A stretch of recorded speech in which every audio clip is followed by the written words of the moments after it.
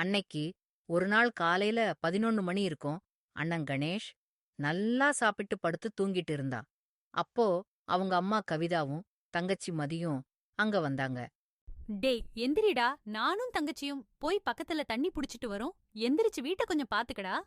அப்படின்னு சொன்னாங்க. அதுக்கு தங்கச்சி இப்படி சொன்னா, அம்மா, நம்ம மட்டும் ஏன் போகணும்? அண்ணனையும் கூட கூட்டிட்டு போலாம். குடம் ரொம்ப கனமா இருக்காதா? அண்ணா வந்தா கொஞ்சம் நமக்கு உதவியா இருக்கும் இல்ல? அவன் சும்மா தானே படுத்து தூங்கிட்டு இருக்கான்.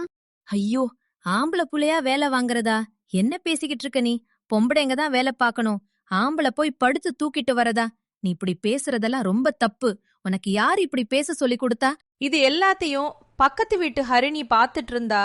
அப்போ வீட்டுக்குள்ள வந்து, ஏன் ஆம்பளை பையன் வேலை பார்க்க கூடாதா? இன்னும் எந்த காலத்துல இருக்கீங்க? நீங்க இப்படி பொம்பளை புள்ளதான் வேலை பார்க்கணும்னு சொல்ற.